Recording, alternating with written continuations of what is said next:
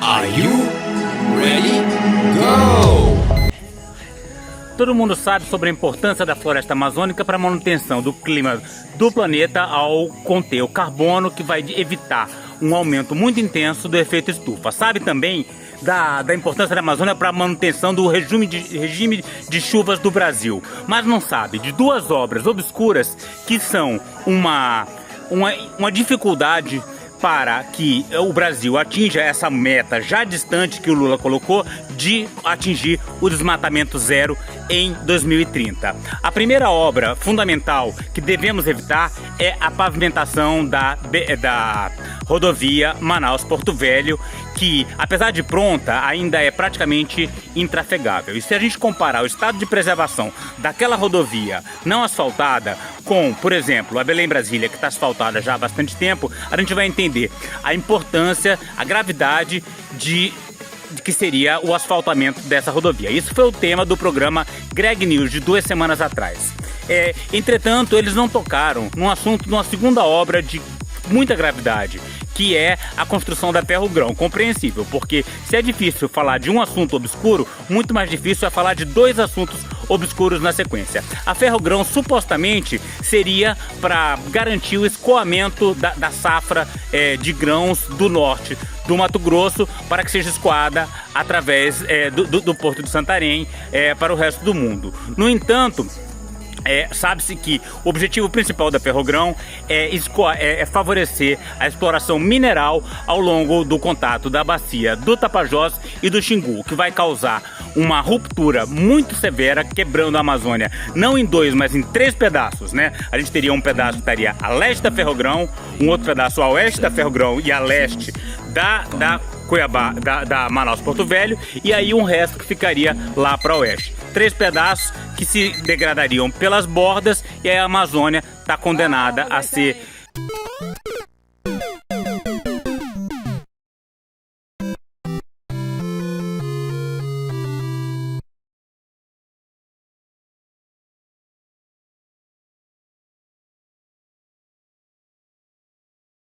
Dois minutos, consegui falar sobre minhas grandes preocupações no momento sobre a Amazônia. Mas esse vídeo não é sobre essas grandes preocupações, quer dizer, esse vídeo é sobre retenção de audiência nas plataformas, nas redes sociais. Eu dei uma olhada nos gráficos recentemente, e o que eu vi é que no Twitter a imensa maioria das pessoas larga o vídeo antes de 2 minutos e meio. Agora a gente já está em 2 minutos e 50. Ou seja, estamos agora com menos de 5% dos que começaram o vídeo. Talvez menos ainda, porque do jeito que eu falei apressado, não dava para entender nada, muita gente largou. No YouTube a retenção é um pouco maior, mas a essa altura certamente já perdemos mais de 50% da audiência. O que é ruim, porque a gente quer falar sobre as nossas grandes preocupações para o grande público, mas tem um lado reconfortante, porque agora aquele pessoal afoito, aquele pessoal que só quer rolar a timeline já foi embora, e agora a gente pode falar com um pouco mais de calma. Recomendo que vejam o programa do Gregório, 30 minutos de duração. Eu acho que vocês que sobraram aqui nesse vídeo, se estão me vendo aqui já há 4 minutos, sem aquela infra, sem aquela preparação, sem aquele senso de humor maravilhoso do Gregório e da equipe dele, se vocês estão aguentando me ver até aqui, vocês vão sobreviver muito bem aos 30 minutos do programa dele sobre a BR-319. Tem uma história que eu queria contar sobre esse negócio de campanha. Como é difícil fazer uma campanha contra uma estrada. Eu participei aqui da campanha contra Belo Monte, que já era bastante difícil, né?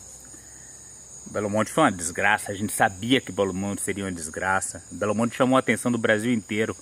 Mas para fazer a campanha aqui contra Belo Monte era bastante difícil. A gente juntava 10, 15... Nas melhores manifestações tinha 30 pessoas, mas naquelas que marcaram mesmo.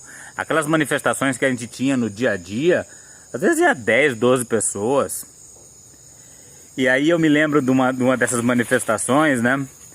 Em que estavam falando, Belo Monte não. Aí peguei o microfone e aí eu falei contra a pavimentação da rodovia Transamazônica.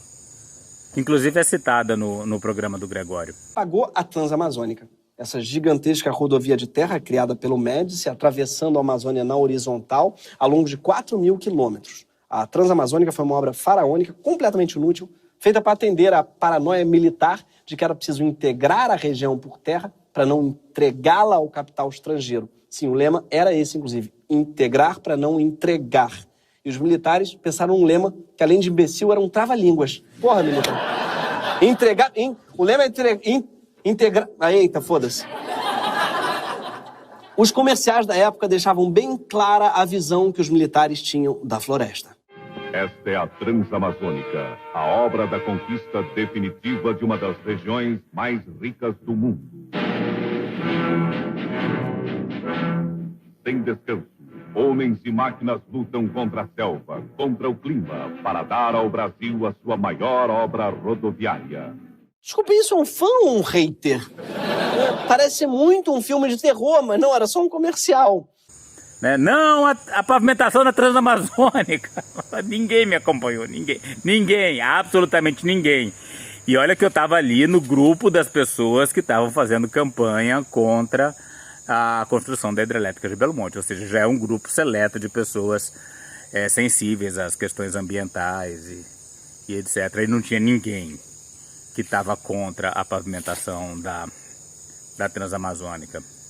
Eu era o único ali. Por que eu era o único? Porque eu vinha da Inglaterra, onde eu fui fazer meu doutorado, e o meu orientador, o professor Carlos Pérez, estuda isso, né, o impacto de rodovias pavimentadas sobre a preservação da fauna, principalmente. Ele mostra como animais sensíveis à caça somem das proximidades das estradas. E tem vários estudos, né? Ele tem uma orientada, Fernanda Michalski, que estudou como que o desmatamento avança rapidamente no entorno de rodovias. Eu estudo o caso lá da Cuiabá-Santarém, ali na altura de Alta Floresta. Então eu já vinha com muita sensibilidade para esse assunto. Mas ninguém me acompanhou nessa. Então é muito difícil fazer campanha contra a pavimentações de rodovias. E por isso que o programa do Gregório tem um mérito incrível, né? O programa, o Greg News, né? Não é só do Gregório. Tem uma equipe maravilhosa por trás, né? Enfim, ele é o narrador. E é isso. Mas além disso, a gente tem uma outra questão que eu falei rapidamente ali naquela minha fala corrida, que é a questão da Ferrogrão. Até uma Monteiro deu uma entrevista maravilhosa para aquele canal Observatório de Justiça e Conservação, mostrando como a gente vai pagar pela construção dessa ferrovia, que não se sustenta, que não é viável economicamente. Ela compara a Ferrogrão a 100 Belo Montes alinhadas, cortando ali a Amazônia, desde o norte do Mato Grosso até o Rio Amazonas. Então, a verdadeira tragédia é nós vamos pagar pela construção para servir a indústria da mineração, que vai acabar com tudo. É garimpo para tudo que é lado, a Vale do Rio Doce vai ser a grande beneficiada dessa ferrovia, desculpa. Eu falei tão rápido no começo que agora eu fiquei meio tonto. E é sobre isso que eu queria falar, né? Como é difícil, como são temas complexos, porque a gente tem que trabalhar os temas de uma forma ampla, né? As implicações climáticas, as implicações para a biodiversidade, tem que se defender dos ataques, porque sempre tem um monte de gente, um monte de maluco paranoico que vai dizer que eu estou falando isso porque eu sou financiado pelas ONGs internacionais, pelos Yankees. Não sou. Sou professor da Universidade Federal. Meu único financiamento é meu salário, né, que não enriquece ninguém, ainda mais numa cidade cara feita Altamira. Eu me sustento, né? Não posso reclamar, junto da maioria do povo brasileiro, até que está confortável, mas muito longe de ter um financiamento internacional para eu poder conspirar contra o nosso país, né? Ao contrário, eu acho que quem está atuando contra o nosso país são aqueles que defendem o desenvolvimento a todo custo, porque a gente sabe que a Amazônia devastada vai causar problemas climáticos, vai acabar inclusive com o agronegócio, né? Esse agronegócio que ele louva, que Aldo Rebelo louva como a grande esperança para o futuro da economia brasileira, ele depende das chuvas. Então, se a gente destruir a floresta amazônica, como a gente está fazendo, e eu não acredito, né, nessa intenção do Lula de desmatamento zero até 2030, porque por enquanto são só palavras, né? O desmatamento no Cerrado aumentou muito esse ano. A estação de desmatamento da Amazônia ainda está chegando, né? A gente está aí em junho, né? A gente vai ver como é que vai estar a questão das queimadas em setembro, outubro, novembro. Aí sempre vão dizer, não, mas o orçamento do IBAMA, o orçamento do Ministério do Meio Ambiente ainda é o orçamento de Bolsonaro. O grande teste vai ser 2024, né? Tem uns lulistas que me atacam, acho que eu estou conspirando contra o governo. Então são vários assuntos que têm que ser cercados para a gente abordar bem essas grandes questões ambientais. E o tempo é necessário, né? Não dá para falar sobre todas essas coisas em 30 segundos, em 1 minuto, que é o tempo no qual mais de 90% das pessoas abandonam o vídeo no Twitter e mais de 50% largam no YouTube. Essa altura já estamos passando dos 10 minutos, deve ter 3 ou 4 pessoas aqui me assistindo. Agradeço muito a vocês, os últimos que estão aqui.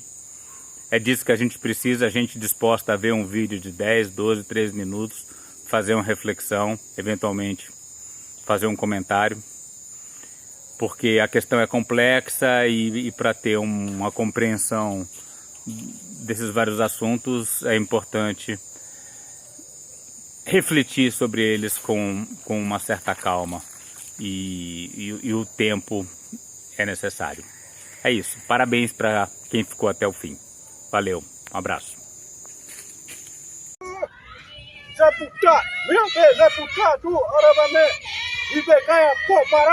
Para saber mais e participar dessa luta radical pelos povos indígenas, a floresta tropical e a biodiversidade de modo geral, inscreva-se no canal, deixe seu like e comentário.